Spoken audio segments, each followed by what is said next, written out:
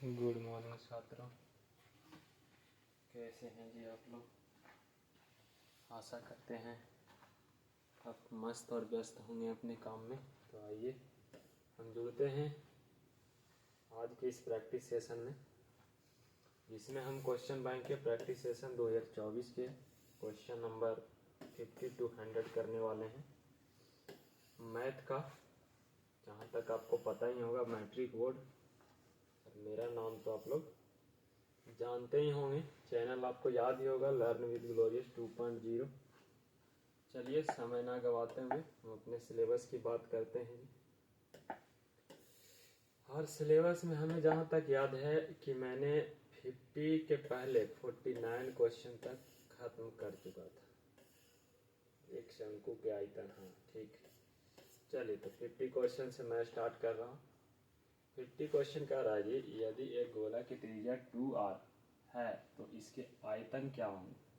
शायद एक क्वेश्चन मैं कर चुका था जिसका ऑप्शन बी था। हाँ तो हम 51 से करते हैं। 51 से 51 में है बउआ, समांतर श्रेणी -3 -1/2 और 2 का 11वां पद क्या होगा। 11वां पद यानी T11 के मान आपसे पूछा गया है। किसका मान पूछा गया? T11 के मान आपसे पूछा गया है। T11 बराबर होता है a + 10d। तो a का मान तो आपको साफ दिख रहा होगा -3, अब +10 इंटू डी का मान क्या है। जैसे -3 से हो गया -आधा, तो -2.5 घटा ना, घटा कि नहीं घटा, -2.5, सॉरी घटा नहीं बल्कि जुटा। तो +5/2 से इसको गुना कर दीजिए, 5 से 5 बार में कट जाएगा, तो -3 या 5 × 5 = 25। कितना? 25। 25 में 3 कम यानी कि 22 आंसर हो जाएगा ऑप्शन नंबर बी। कह समांतर श्रेणी 41, 38 और 35 में पदों की संख्या क्या है। पदों की संख्या का मतलब कि 8 जो है वो पहला पद, दूसरा पद, तीसरा पद, चौथा, पांचवा, छठा केम्मा पद है। मान लीजिए छठा पद है, तो इसमें 6 पद हैं। आपसे पूछ रहा है कि इसमें उपस्थित पदों की संख्या क्या है, मतलब टोटल कितने टर्म हैं इसमें, ये आपसे पूछ रहा है। चलिए कोई नहीं, अंतिम संख्या दे रखा है, Tn का मान दे रखा है अंतिम संख्या 8, और अंतिम संख्या Tn बराबर होता है a + n-1 इंटू डी बराबर 8। a का मान दिया 41, n हमें नहीं मालूम, डी हमें पता है। 41 से 38 हो गया बउआ, तो 3 घट रहा है ना, तो -3 कर दीजिए बराबर 8। 41 प्लस में इधर जाएगा तो माइनस हो जाएगा, तो n-1 गुना -3 बराबर 8 -41, 8 -41, तो घटा लीजिए 41 में 8 कितना बचेगा, 27 बचेगा, -27। तो n-1 गुना -3 बराबर 27, माइनस से माइनस कट गया, 3 से 9 बार में, तो -1 n है बन जाएगा, तो प्लस हो जाएगा। तो n बराबर होगा 9 और +1 बराबर कितना, 10। ऑप्शन नंबर क्या है जी? सी है। ऑप्शन नंबर क्या है? सी है। चलिए नेक्स्ट की हम बात करते हैं। तो 52 के बाद हो जाएगा बउआ 53 नंबर। 53 का है समांतर श्रेणी 2, 4, 6 और 8 के प्रथम 50 पदों का योगफल क्या होगा। 50 पदों का योगफल क्या होगा। तो आपको याद होगा कि योगफल को एसएन से लिखते हैं, और एसएन बराबर होता है n/2 into 2a + n-1 into हो जाता है डी, इंटू हो जाता है डी। अब आप जरा ध्यान से समझें कि के पदों का योग पूछ रहा है, 50 पदों का। तो n का मान हो गया 50, तो 50/2, 2 इंटू ए का मान कितना दिख रहा है, 2, तो 2, 50 में एक कम, प्लस में हो गया 49, और गुना डी का मान तो आप खुद ही देख रहे हैं कि 2, तो 2 हो जाएगा।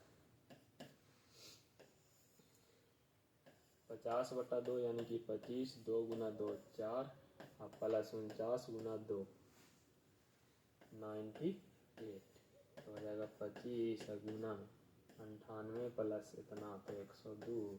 102 को आपको गुना करना है कितना से, 25 से। कितना से? 25। कोई नहीं, बड़ा आसानी से गुना हो जाएगा। 25 दूना 50, 25 गुना 0 तो 00, 25 एकम 25, सबको जोड़ दीजिए, 2 5 यहाँ पे 5 और 0, 2550 शायद ऑप्शन नंबर है जी, बिल्कुल है, बी में है। बिंदु इतना किस चतुर्थांश में है? हम बताए थे कि चतुर्थांश में बताने के लिए होगा आपको संख्याएं से मतलब नहीं रखना है, सिर्फ चिन्ह पता करना है। चतुर्थांश आपको याद होगा अच्छा से, ये होता है प्लस प्लस, ये होता है माइनस प्लस, ये होता है माइनस माइनस, और ये होता है प्लस माइनस। इसको अच्छा से ध्यान रखेंगे, ये एक दूसरे का चिन्ह में उल्टा होता है, ये भी एक दूसरे का उल्टा होता है। तो पहला संख्या के आगे कुछ नहीं है, मतलब प्लस है, ये वाला आगे माइनस है, तो प्लस कॉमा माइनस। ध्यान दीजिए कितना आसान क्वेश्चन है। तो प्लस कॉमा माइनस है, इसलिए इसका आंसर हो जाएगा कौन सा चतुर्थांश? चौथा चतुर्थांश, मतलब चतुर्थ हो जाएगा। क्या हो जाएगा? चतुर्थ हो जाएगा। ठीक है बउआ, ओके ओके। चलिए 54 के बाद मैं आगे चलता हूँ 55 की ओर। तो 55 बोल रहा है कि 2 cos theta 0, 2 cos theta comma 0 और 0 कॉमा 2 sin थीटा के बीच की दूरी क्या है? दूरी कहने का मतलब दूरी सूत्र लगाना पड़ेगा हमको।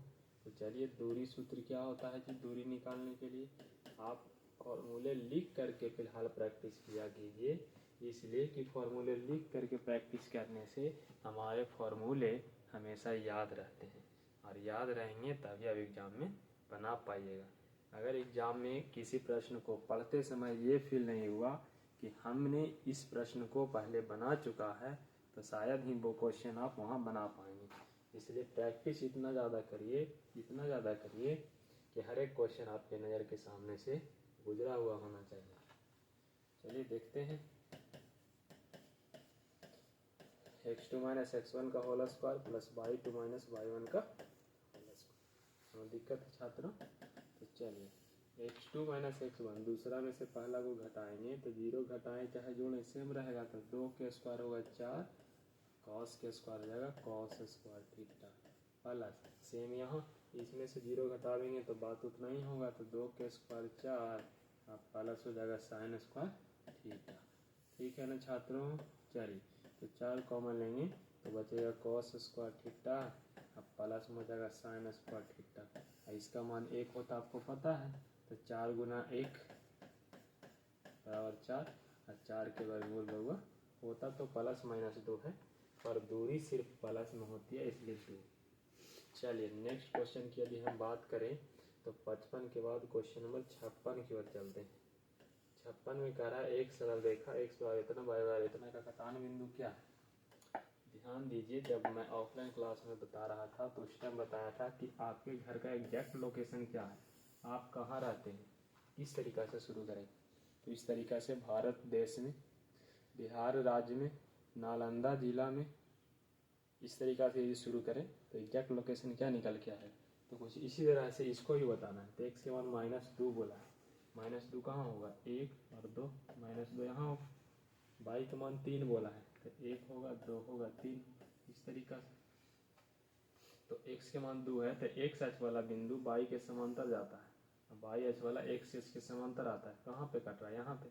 तो कटान बिंदु का नाम क्या लिखेंगे कि x के मान -2 है, y के मान 3 है। इसी तरीक़ा से न बताए थे। तो -2, 3 कहाँ पे है? सेम है। कहने का मतलब जो संख्या दिया है उसी को लिखो बढ़िया से, खाली x पहले लिखना है y बाद में, क्योंकि x बिंदु में पहले होता है। चलिए इसके बीच की दूरी आपसे पूछा जा रहा है नेक्स्ट क्वेश्चन में, बीच की दूरी। कोई बात नहीं है जी, बीच की दूरी निकालने के लिए x2 माइनस x1 के स्क्वायर करिए, तो 7 में -5 के बीच की दूरी यदि देखेंगे घटाएंगे, 7 5 12 हो जाएगा, 12 के स्क्वायर 144 होता है जी। -4 और 1 के बीच की दूरी 5 है, 5 के स्क्वायर 25 होता है, दोनों को मिलाएंगे तो 169 169, इसका वर्गमूल होगा 13, ऑप्शन नंबर बी। चलिए नेक्स्ट 57 के बाद यदि हम बात कर लें 58 की, तो 58 नंबर जो क्वेश्चन होगा वो कह रहा है बाई अक्ष पर वह बिंदु जो इतना और इतना से समदूरस्थ है। क्वेश्चन ध्यान से समझिए क्या कह रहा है। कह रहा है एक तो कि बिंदु जो है वो बाई अक्ष पे होना चाहिए। किस पे होना चाहिए? बाई अक्ष पे होना चाहिए। लेकिन जो दो बिंदु दिए गए हैं तो दोनों बिंदु से समदूरस्थ होना चाहिए। दोनों बिंदु से क्या होना चाहिए? समदूरस्थ होना चाहिए। इस बिंदु से और इस बिंदु से समदूरस्थ। एक बिंदु यहाँ मान लो, एक बिंदु यहाँ मान लो, बीच में बाई अक्ष है, अगर बाई एच बीच में है तो एक्स के मान 0 रहा होगा, बाई के मान बाई रहा होगा, क्योंकि मैंने बताया है आपको कि बाई एच पे किसी भी बिंदु का निर्देशांक 0, बाई होता है, 0, बाई होता है। क्योंकि समदूरस्थ है तो अगर दो बिंदु से बीच की कोई ऐसा बिंदु है जो समदूरस्थ है तो मध्य बिंदु हो जाता है। कैसा बिंदु हो जाता है? मध्य बिंदु हो जाता है। तो मध्य बिंदु में बाई कैसे निकालेंगे? तो बाई और होगा बाई 1 + बाई 2/2। तो दोनों को जोड़ेंगे, 2 से भागा दे देंगे तो 0 हो जाएगा बाई 2। और ये तो आप जान ही रहे हैं कि 0 है ये।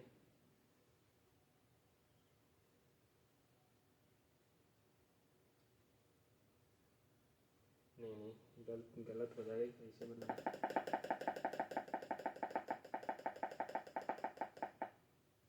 ये ठीक है, यहाँ तक 0, बाई लिख दिए। समदूरस्थ वाला सूत्र समझा लिखिए। अगर ये बिंदु ए है, ये बिंदु पी है, ये बिंदु बी है, तो ए और बी के यदि बीच में कोई बिंदु समदूरस्थ है जो बाई एच है, तो समदूरस्थ होने के लिए शर्त होता है वो कि पी से ए तक की दूरी बराबर होगा पी से बी तक की दूरी। पी से ए तक की दूरी बराबर हो जाएगा किसकी दूरी? पी से बी तक की दूरी। पी से किसकी दूरी? बी तक की दूरी बराबर हो जाएगा। ठीक है, तो चलिए हम दूरी सूत्र लगाते हैं। √x2 - x1 के स्क्वायर, 0 - 5 के स्क्वायर तो 5 के स्क्वायर, बाई - 2 के स्क्वायर तो माइनस प्लस हो जाएगा, तो बाई + 2 के स्क्वायर हो जाएगा। और यहाँ पे घटाएंगे 0 - 3 के स्क्वायर तो हो जाएगा रूट में 3 के स्क्वायर, बाई में घटाएंगे 2 तो बाई - 2 के स्क्वायर हो जाएगा।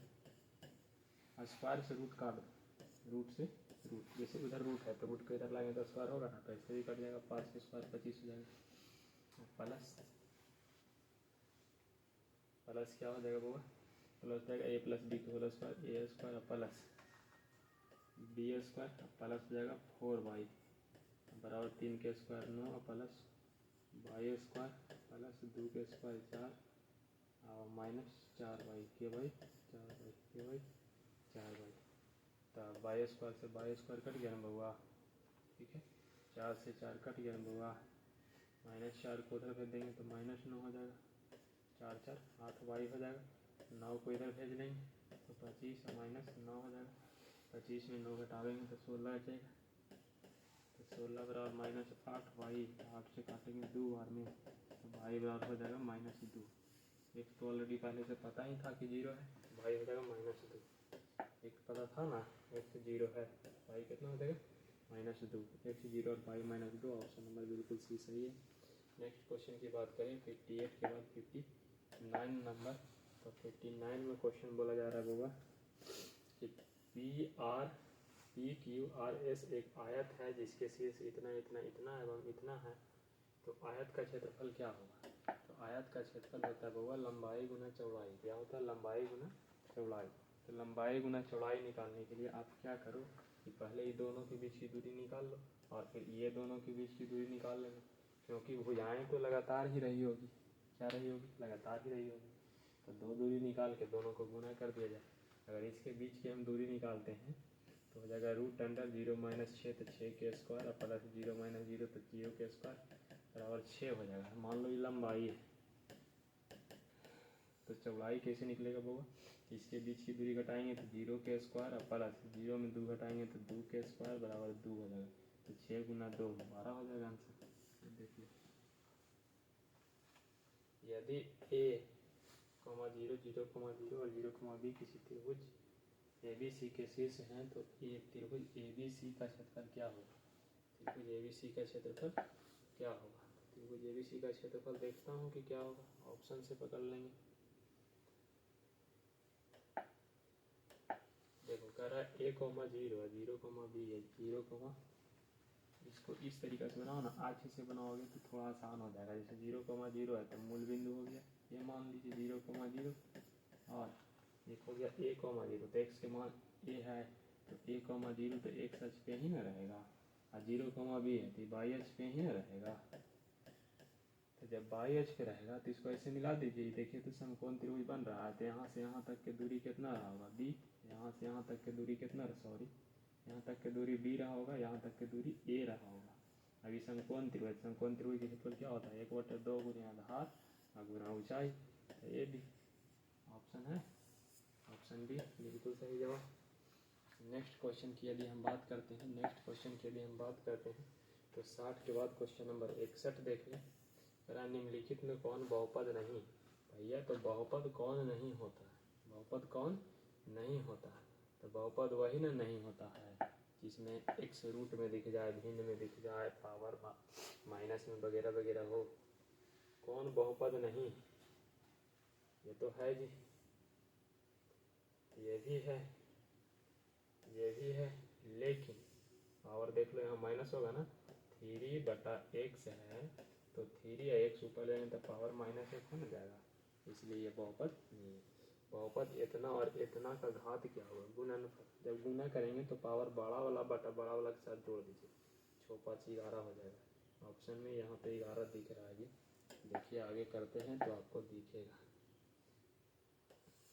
देखिए 11 दिखा ना, तो ऑप्शन सी मार लीजिएगा इसका। 62 के बाद 63 कह रहा है इतना के शून्यक हैं, इतना के शून्यक हैं, इतना के शून्यक हैं। अरे भाई,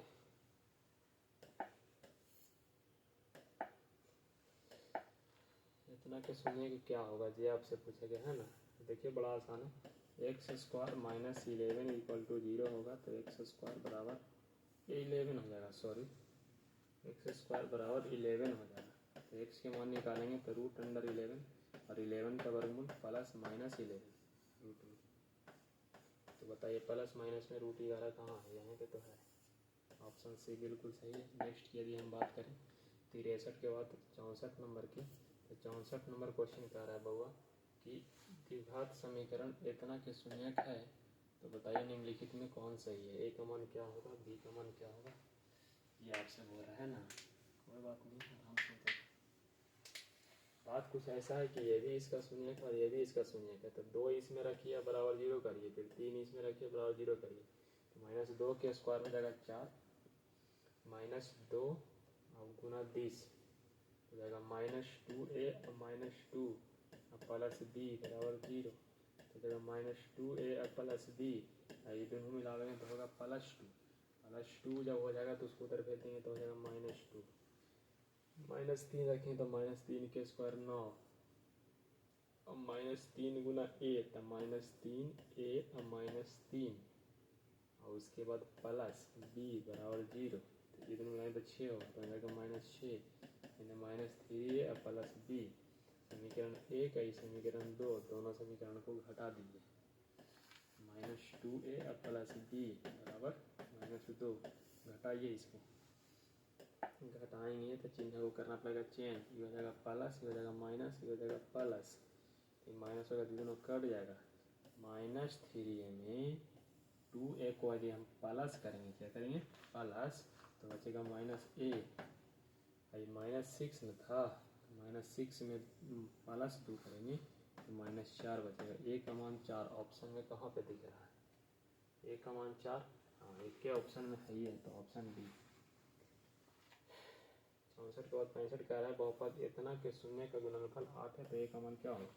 शून्य का गुणनफल का मतलब हुआ अल्फा इंटू बीटा का मान 8 है, अल्फा इंटू बीटा का मान 8 है, तो सी बटा ए ना होता है, सी बटा ए बराबर 8 है, सी का मान ए है, ए का मान 1 है, तो 1 बटा 1 बराबर 8, तो ए का मान 8 हो जाएगा। 8 ऑप्शन में देख लीजिए कहाँ पे है जी, 8 ऑप्शन में कहीं ना कहीं दिखेगा ही दिखेगा, बिल्कुल दिखेगा। 8 ऑप्शन में सी, ये number C number. 66 number question देखते हैं, कह रहा है निम्नलिखित में किस द्विघात बहुपद के शून्यक 4 और -2 है? देखिए अगर शून्यक दे दे और आपसे पूछे कि किसका शून्यक है, क्या पूछे किसका शून्यक है, तो इसके लिए आप दिए गए शून्यक को हर एक ऑप्शन में वेरिफिकेशन कीजिए, रख करके चेक करिए ताकि वो जल्दी आंसर आ जाए। कैसे चेक करेंगे? तो एक का मान जो दिया रहेगा, सोल्यूशन जो दिया रहेगा, उसको उसमें रख के इस बात का हम वेरिफिकेशन करेंगे कि किस सोल्यूशन से इस बहुपद के मान 0 आ रहा है। जिसमें 0 आया दोनों सोल्यूशन से वो आंसर आपका होता है। जैसे 4 मैंने रखा, कितना रखा 4, 4 के स्क्वायर 16, 4 दूना 8, यहाँ भी 8, -8 -8 16 और 16, यहाँ तो आंसर बिल्कुल सही है 4, तो 2 भी रख के चेक कर लेंगे। क्या कर लेंगे? 2 भी रख के चेक कर लेंगे, -2 के स्क्वायर क्या हो जाएगा 4 हो जाएगा, -2 गुना माइनस +4 और -8 देख लो एकदम बिल्कुल सही है। पहला ऑप्शन सही हो गया, आगे सोचना ही नहीं है। पहला जब 3 ऑप्शन में हम पहले पकड़ ले कि सही कौन है तो फिर गलत थोड़े हमको खोजना है। कह रहा है यदि बहुपद इतना के शून्य का अल्फा और बीटा है तो अल्फा इंटू बीटा बटा 4 का मान क्या होगा। बड़ा आसान प्रश्न है, लॉलीपॉप क्वेश्चन है जी। अल्फा इंटू बीटा बटा 4 पूछा था। अल्फा इंटू बीटा क्या होता है, c बटा ए, और c का मान है -4 और बटा में a का मान तो कुछ है ही नहीं। अल्फा इंटू बीटा का मान -4 हो गया, -4 को भागा देंगे कितना से, 4 से, तो आंसर क्या होगा, -1 होगा। नेक्स्ट कह रहा है बहुपद QX का एक शून्यक -3 है तो QX का एक गुणनखंड क्या होगा। कह रहा है QX का जब हल निकाले थे तो x समान -3 आया तो गुणनखंड क्या रहा होगा। तो भाई हल निकालने से पहले गुणनखंड के रूप में ही तो रहता है। -3 आया कहाँ से, भाई कि इसको पहले इन्हें भेजे होंगे तो x प्लस 3 है बराबर 5 0 रहा होगा, तभी ना इसका शून्य कितना आया। तो x प्लस 3 बराबर 0 आ रहा है, तो यही आपका गुणनखंड हो गया x plus 3, option number D. Next यदि हम बात करें क्वेश्चन नंबर 69 की, तो देखते हैं। कह रहा है यदि f ऑफ एक्स बराबर इतना और g ऑफ एक्स बराबर इतना से भाग दिया जाए तो भागफल का घात क्या बचेगा। लो इतना आसान क्वेश्चन पूछता है जी, बताइए। पावर 4 को अब पावर 2 से भाग दीजिएगा तो घात क्या बचेगा, 2 ही ना बचेगा। कह रहा है यदि बहुपद इतना के शून्य का अल्फा और बीटा है तो इतना का मान क्या होगा। देखो इसको समझ लो, देखिए ये वाला प्रश्न नहीं बताए थे।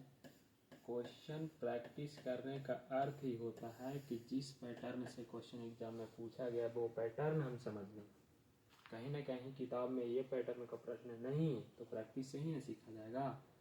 अल्फ़ा को बीटा से गुना करेंगे तो अल्फ़ा बीटा, अल्फ़ा को 1 से गुना करेंगे तो सिर्फ अल्फ़ा, 1 को गुना करेंगे तो खाली बीटा, और 1 को गुना करेंगे तो खाली 1।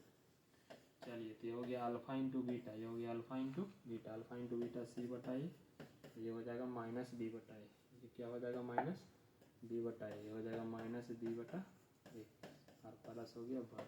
c का मान क्या है आप खुद देख लीजिए, रुक जाइए, ऐसे c का मान निकालिए, गलत हो सकता है। सॉल्यूशन करिए। एक्स स्क्वायर -3 गुना एक्स तो -3x, -3 गुना 1 तो -3 और -5 बराबर 0, -8 हो जाएगा। एक्स स्क्वायर -3x -8 बराबर 0। ये देखिए आप समीकरण निकला।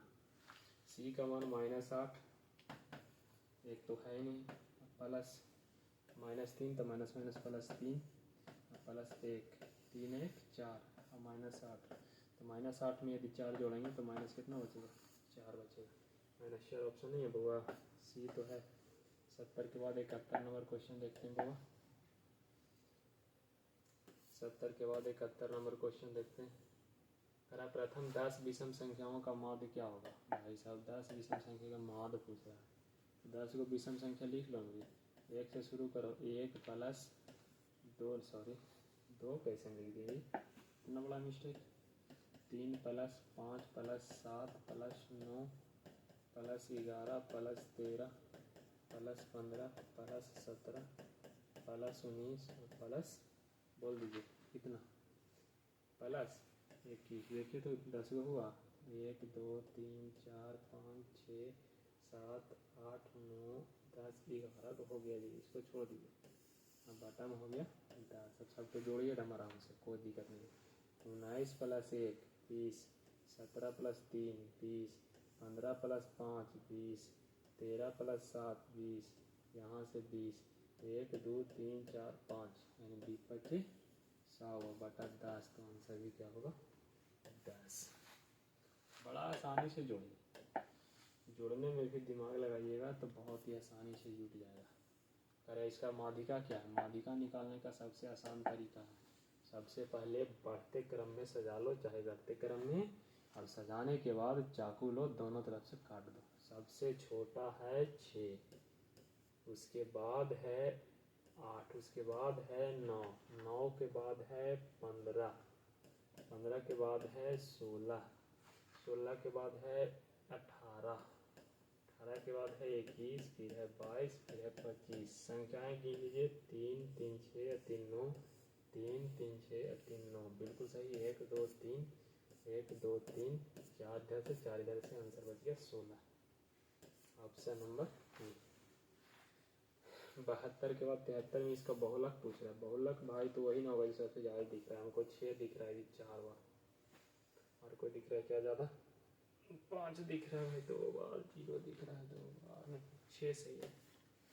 73 के बाद 74 नंबर अगर हम क्वेश्चन की बात करें तो 74 नंबर क्वेश्चन कह रहा है बाबू, 74 नंबर क्वेश्चन कह रहा है कि एक बारंबारता बंटन के माध्यिका एवं बहुलक इतना है तो इसका माध्य क्या होगा। माध्य माध्यक बहुलक में एक रिलेशन होता है, फॉर्मूला होता है, वो होता है 3 माध्यक बराबर बहुलक प्लस 2 माध्य। आपसे किसका मान पूछा गया है? माध्य क्या होगा। चलिए माध्य को x मान लेते हैं, 2x हो गया। बहुलक दिया होगा, बहुलक बाद में, इसका मान है 46, इसका मान है भाई तू हटो ना 46.52, इसका मान है 48.64। तो 3 इंटू 48.64 गुना करो, 4 तिया 12 के 2 बाकी 1, 6 तिया 18, 1 19, 8 तिया 24, 1 25, 4 तिया 12, 2 14, 145.1 तो नहीं, प्लस में ही नहीं तो माइनस है। 46.52 बराबर 2x, घटा लीजिए, 2 में 2 जाएगा 0, यहाँ जाएगा 4.16, 15 में 1 हो जाएगा तो 9, 13 में 4 जाएगा तो 9 4 13, 99.40 बराबर 2x। तो 2 से वाला काट दीजिए, 4 दूना 8, 9 दूना 18, 7 दूना 14, 49.7, 49.7 ऑप्शन नंबर ए। 74 के बाद 75 नंबर की ओर चलते हैं मेरे छात्रों, मेरे रसगुल्लो। करा यदि 5 प्रेक्षणों x + 5 10 का माध्य 11 है तो x का मान क्या होगा। 5 प्रेक्षण को जोड़ेंगे तो x 5 को आएगा, 1 2 3 4 5 को, तो 5x हो गया। यहाँ पे जोड़ेंगे तो 2 4 6 6 6 12 8 20 हो गया, तो प्लस 20 5 हुआ है तो 5 से भागा देंगे, इसका मान 11 दे लें, ये 11 5 55 हो जाएगा। इधर हो जाएगा 5x + 20 हो जाएगा, तो 20 को इधर जाएगा घटाएंगे। अब 55 में यदि 20 घटावेंगे बाबू, 20 घटावेंगे तो 25 ही ना बचेगा, सॉरी 35 बचेगा। तो 35 बचेगा तो 5x बराबर 5 से काट देंगे 7 बार में। एक असंभव घटना की प्रायिकता क्या होती है। असंभव घटना की प्रायिकता ऐसे 0 होती है। बाकी ऑप्शन देख लेते हैं तो पता चल जाएगा आपको। असंभव घटना की प्रायिकता, असंभव घटना की प्रायिकता 0 होती है। क्या होती है? 0, जो हो ही नहीं सकता। असंभव मतलब तो what is the probability of impossible events. ऐसे एक से ज़्यादा ऑप्शन होना चाहिए, 0 तो जो नहीं हुआ हमसे है ना। तो देख लीजिए नेक्स्ट क्वेश्चन के लिए हम बात करें 76 के बाद 77 के। देखो एक घटना के होने की प्रायिकता दे रखा है और ना होने की प्रायिकता आपसे पूछी गई है। प्रोबेबिलिटी ऑफ ई दिया है, प्रोबेबिलिटी ऑफ ई डैश पूछा है। मैंने आपको बताया था कि probability of E plus probability of E dash एक ही घटना के होने की और नहीं होने के योग जो है वो 1 के बराबर होती है। होने की घटना दे रखा है 0.4, तो ये 0.4 होगा और ये इसको x मान लेते हैं तो इधर जाके घट जाएगा, तो x आ जाएगा 1 - 0.4, दैट इज आंसर 0.6 है बाबू, यहाँ पे देख लो 0.6 है। नेक्स्ट यदि हम बात करें तो 2 पासे को फेंक में संभव परिणामों की संख्या क्या होगा। यदि पासा है तो 1 पासा फेंकिएगा तो 6 घटना बनता है, क्योंकि 2 को फेंक रहे हैं तो 2 को फेंकिए चाहे 2 बार फेंकिए, स्क्वायर होगा, आंसर 36 होगा। 36 घटनाएं, ऑप्शन सी बिल्कुल सही है। अगर नेक्स्ट की बात हम करें 78 के बाद 79 नंबर, तो करा निम्नलिखित में से कौन सी संख्या किसी घटना की प्रायिकता हो ही नहीं सकती है। तो अगर कोई प्रायिकता है जो नहीं हो सकता है, कभी नहीं हो सकता है, तो वो सिर्फ 2 ही होता है, 0 से छोटा या 1 से बड़ा। तो 1 से बड़ा हमको ये वो संख्या दिख रहा है जो कभी नहीं हो सकता है। अगर नेक्स्ट की बात यदि हम करें तो 79 के बाद 80 नंबर में एक पासे की एक फेंक में विषम संख्या नहीं आने की प्रायिकता क्या होगा। अगर विषम संख्या नहीं लाना है तो पासा में तो दो एगो संख्या होता है, एगो सम होता है, एगो विषम होता है। विषम नहीं चाहिए तो कोई बात नहीं, विषम को निकाल के फेंक दो। पासा में संख्या होता है 1 2 3 4 5 6, विषम को निकाल को फेंक दो। अगर निकाल के विषम को फेंक देंगे हम तो बचेगा 2 4 6, 3 गो ऊपर, टोटल संख्या नीचे। आंसर हो जाएगा 1/2। कह रहा है 2a + 3b का मान 8 है, इतना के मान -5 है, तो निम्नलिखित में कौन सही है। इसलिए आपको सोल्यूशन करना ज़्यादा आसान रहेगा, नहीं तो फिर ऑप्शन से भी हम बना सकते हैं। तो देखते हैं ऑप्शन से बना करके। ऑप्शन से बनाए तो ज़्यादा मज़ा आए, कुछ तो नया सीखें। a का मान 1 है, b का मान 2 है, तो 2 × 1 यहाँ रख के देखते हैं 18 है कि नहीं। 3 × 6 + 2 18 है जी। यहाँ 3 एकम 3, 4 दूना 8, 3 में 8 घटाएंगे -5। पहले ऑप्शन सही जा रहा है कि क्या बात है। एक रैखिक युग्म इतना और इतना है, इसका हल कैसा होगा। संगत होगा, असंगत होगा, आश्रित होगा, क्या होगा।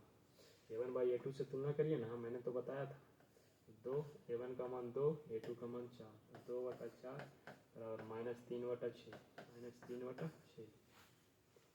-6। तो ये तो कट के 2 हो जाएगा, ये भी कट के 2 हो रहा है, माइनस माइनस दोनों सेम आ रहा है। तो तीसरा भी चेक करना होगा, 8/9 ये बराबर नहीं है।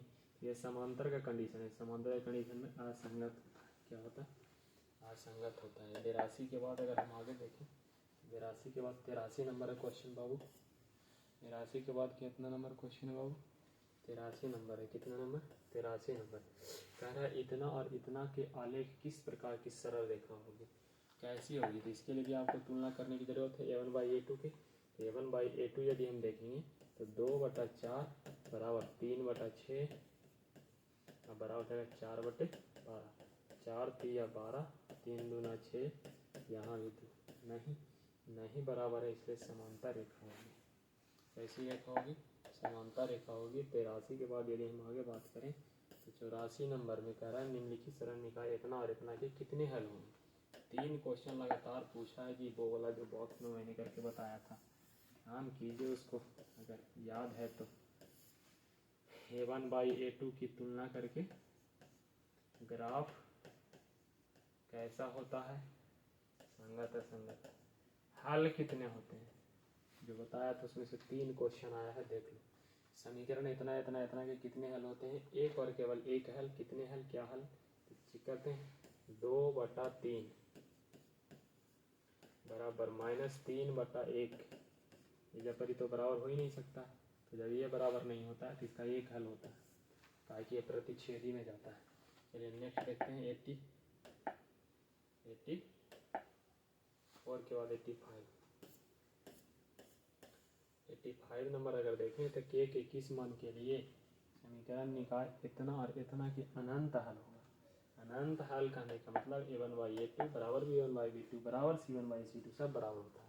2 को बराबर कर लो, यहाँ पे 1 है तो 1 कर लो, 5 बराबर 2/k, तीसरा की 6 गुना k का 10। Option B. कह रहा निम्नलिखित में से कौन समांतर श्रेणी में है। तो देखते हैं कौन समांतर श्रेणी में है। क्वेश्चन हमको पूरा दिख नहीं रहा है, पर करेंगे पता चलेगा कौन समांतर श्रेणी में है। कितना क्वेश्चन था बुआ,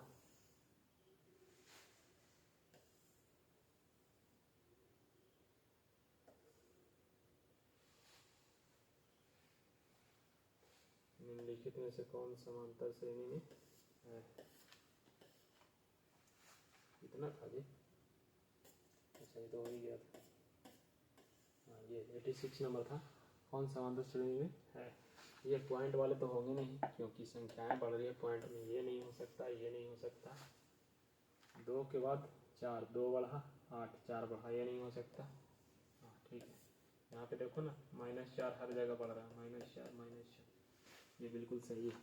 पी के किस मान के लिए इतना इतना इतना समांतर श्रेणी में है। बताए थे यदि ए बी और सी तीन संख्याएं ए पी में हो, ध्यान से फिर से सुन लीजिए, क्वेश्चन आता ही आता है एकदम वीवीआई क्वेश्चन। यदि ए कॉमा बी कॉमा सी तीन संख्या ए पी में हो, किसमें हो, ए पी में हो, तो बी बराबर बीच वाली संख्या बराबर होता है a+c/2।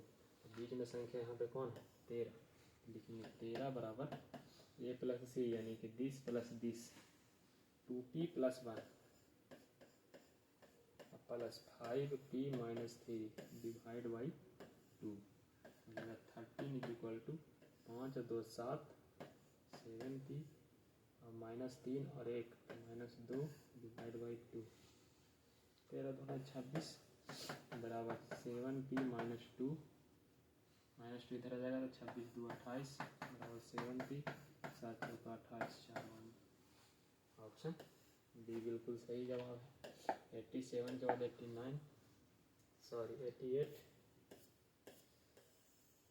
कह रहा होगा यदि ए एन किसी समांतर श्रेणी का एनवा पद है तो A25 और -A10 का मान क्या होगा। बड़ा ही आसान क्वेश्चन है। A25 का मतलब हो गया 25वां पद। 25वां पद को लिखते हैं A+24D और माइनस 10वां पद को लिखते हैं A+9D। ध्यान रहे कि माइनस लिखने के बाद अगर कोई संख्या ऐसी आ रही है कि बीच में प्लस माइनस हो तो उसमें ब्रैकेट देना है। तो A+24D minus A -9D, this से दिस कैंसिल, 24 में से 9 घटाएंगे बच जाएगा 15। डी का मान पता कर लो। 5 बढ़ रहा है तो 15 गुना 5 15 बचे 75। ऑप्शन हो गया ए। समांतर श्रेणी का दूसरा पद 13 है, इसका पांचवा पद 25 है, तो समांतर श्रेणी का सार अंतर क्या है। बड़ा आसान है। दूसरा पद दिया है और पांचवा पद दिया है। दूसरा पद दिया है और पांचवा पद दिया है। दूसरा पद दिया है और पांचवा पद दिया है। चलिए बन जाएगा, यहाँ से देख लेते हैं। ऑप्शन वहाँ बचा के रखते हैं खाली, जल्दी जल्दी हो जाएगा। दूसरा पद कितना दिया है लो तो पता ही नहीं, भूल गए। दूसरा पद कितना दिया है जी। Second term of AP 13। दूसरा पद दिया है 13 A+D। दूसरा पद में A+D that is equal to 13। पांचवा पद 25 है मतलब A+4D इक्वल टू 25। दोनों को माइनस कर दो, माइनस माइनस माइनस, ये दोनों कट जाएगा। अगर ये दोनों कट जाएगा तो यहाँ बचेगा -3D, यहाँ बचेगा -3D बराबर इधर बचेगा -12, माइनस से माइनस कट जाएगा 3 से 4 बार में। डी का मान जाएगा 4। क्या हो जाएगा डी का मान 4। बिल्कुल सही जवाब है। समांतर श्रेणी के प्रथमेन पदों का योग इतना है तो समांतर श्रेणी का सार अंतर क्या होगा। बड़ा ही आसान चीज़ है। सार अंतर के लिए समांतर श्रेणी n पदों का योग दिया है, एस एन बराबर दिया है होगा 5n - n²। एक काम करो कि n का मान 1 रख लो तो s 1 निकल जाएगा। तो s 5n है, 5 × 1 5 × 1 -1 के स्क्वायर यानी कि 5 - 1 = 4। पहला संख्या निकल गया है वो 4 और n के मान 2 रख लीजिए जिससे सबसे आंसर आ जाएगा। 2 रखेंगे तो S2 हो जाएगा। S2 बराबर हो जाएगा 5 × 2 10, 5 × 2 10 -2 के स्क्वायर 4, आंसर हो गया 6। आंसर हो गया 6। S2 का मतलब हो गया कि दो पदों का योग यानी पहला पद और दूसरा पद मिला करके 6 आ रहा है। पहला 4 है, पहला 2 होगा। तो डी का मान पूछा आपको -2 नहीं दिख रहा है क्या। -2 ऑप्शन में है ना। 90 के बाद 91 नंबर की अगर बात करें, 90 के बाद 91 बताइए इसका मान पूछ रहा है। नहीं पूछ रहा है कि परिमेय क्या परिमेय। इसका भी वर्गमूल निकलेगा, इसका भी वर्गमूल निकलेगा भाई। जिसका वर्गमूल निकल गया, निकालने के बाद जुट भी गया तो वो तो परिमेय होगा ही होगा। अपरिमेय तो होगा नहीं। पूर्णांक पूर्ण प्लस अंक, पूर्णांक नहीं होगा। प्राकृतिक संख्या नहीं, परिमेय संख्या होगा। क्या हो जाएगा परिमेय। ए मान लीजिएगा, ठीक है ए मान लीजिएगा। कह रहा है दो अपरिमेय संख्या इतना और इतना का गुणनफल क्या होगा। हमेशा अपरिमेय होगा क्योंकि दोनों अपरिमेय बिल्कुल अलग अलग है ना। तो 6 × 5 = 30 होगा ना, √30। 30 के वर्गमूल तो निकलेगा नहीं निकलेगा तो अपरिमेय हो जाएगा। यदि 92 के बाद हम बात करें 93 नंबर की, तो 93 नंबर क्वेश्चन कह रहा है बाबू इतना परेखनी और इतना परेखनी का सरलतम रूप क्या होगा। अगर एक संख्या परेखनी हो ना तो बड़ा आसान होता है। तो संख्या लिख दो बटा में 9 लिख दो, बटा में 9 लिख दो। ये संख्या लिख दो बटा में 9 लिख दो तो 4 और 3 7 और बटा 9 हो जाएगा। Option B. कह रहा है इतना पे इतना है तो इतना के मान कितना है। 156 के गुणनफल निकालो ना। 2 से 7 दूना बोलो। चलो 7 दूना 14 और 8 दूना 16, फिर 2 हो जाएगा। 3 दूना 6 और 9 दूना 18, फिर 3 से होगा 13 3 39। तो जेड के मान हो गया 1, जेड बराबर हो गया 1, और वाई बराबर हो गया 1, और एक्स बराबर हो गया 2। सबको जोड़ने का रहा था तो 2 और 2 4 हो गया। ऑप्शन नंबर ए ही तो बिल्कुल सही है। चलिए नेक्स्ट देखते हैं 94 के और 95 नंबर बाबू। हाँ बस 5 मिनट का समय और दीजिए, आपको समाप्त करके दिखाएंगे। √10 गुना √15 है कैसी संख्या है? गुना करके देख लीजिए, बिल्कुल अपरिमेय संख्या हो। 15 गुना 10 150, 125 के 150 के वर्गमूल निकलता नहीं तो अपरिमेय संख्या हो जाए। सिंपल शब्दों में क्वेश्चन था जी।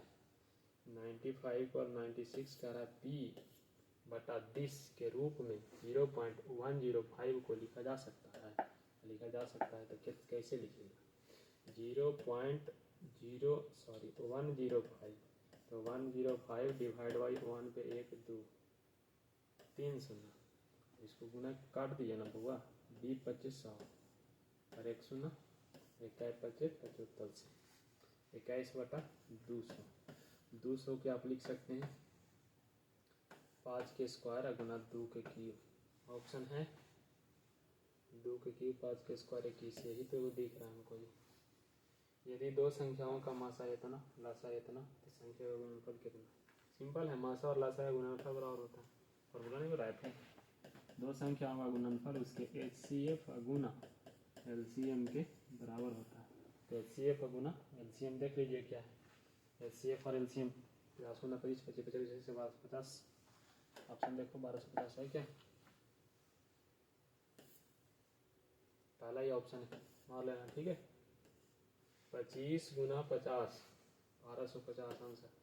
एक यदि भाग एल्गोरिथम में ए बराबर बी क्यू प्लस आर नहीं, बी बराबर 61 है, क्यू बराबर इतना है, आर बराबर इतना है, तो ए का मान क्या होगा? सिंपल है जी, इसको थोड़ा सा सोल्व करना पड़ेगा। मेरा बी का मान 61 है, ठीक है, ये वाला 61 हो गया, गुना क्यू का मान 27 है और प्लस ये वाला 32 है। 7 गुना 1 अंतिम में 7 आएगा, 7 में 2 जोड़ेंगे अंतिम में 9 आएगा, अंतिम में 9 आने वाला 2 ऑप्शन मिल गया। अब तो सोल्व करना पड़ेगा। चलिए तो सोल्व करते हैं। 27 गुना करेंगे 1 से तो 27 हो जाएगा। 27 गुना 6 7 6 का 42 के 2 बाकी 4 6 दूना 12 और 4 12 4 16 आएगा 1647 और प्लस 32 तो 9 4 3 7 79 आ रहा है। ठीक है, 98 के बाद यदि 99 की बात करें तो 99 नंबर का रहा बाबू कि यदि Q एक पूर्णांक वो भी धनात्मक पूर्णांक तो निम्नलिखित में से कौन धनात्मक पूर्णांक है? धनात्मक पूर्णांक कौन है? धनात्मक विषम पूर्णांक कौन है? हाँ कौन पूर्णांक? धनात्मक विषम। विषम के लिए मैंने बताया था आपको, विषम किसी भी संख्या को करना है तो सम संख्या से गुना करके विषम संख्या जोड़ दो या घटा दो। सम संख्या से गुना यहाँ भी हुआ है, यहाँ भी हुआ है, यहाँ भी हुआ है, यहाँ भी हुआ, लेकिन यहाँ सम संख्या जोड़ा गया, यहाँ सम संख्या जोड़ा गया, यहाँ भी सम संख्या जोड़ा गया, तो ये सभी ऑप्शन गलत है। बल्कि एक ही ऑप्शन है जिसमें विषम जोड़ा गया है, तो ऑप्शन हो जाएगा। दो लगातार विषम संख्या का मासा क्या होगा? दो लगातार विषम संख्या का विषम संख्या का मासा हमेशा 1 होता है। ऑप्शन देखो है 1, बिल्कुल है, बिल्कुल है, ऑप्शन 1। चलिए तो मैं सेक्शन ए ऑब्जेक्टिव प्रश्न को समाप्त कर दिया हूँ जी, 1 to 100 है ना। तो बहुत बहुत धन्यवाद कि आप मेरे क्लास में जुड़ रहे हैं, जुड़ करके अपने सब्जेक्ट को प्रैक्टिस को पूरा कर रहे हैं जी। लाइक कीजिए हमारे वीडियो को, सब्सक्राइब कीजिए ताकि हमको भी मोटिवेशन मिलते रहे, हम आपके लिए बिल्कुल इसी तरह से बरकरार रहें, काम करते रहें। बाकी के लिए धन्यवाद।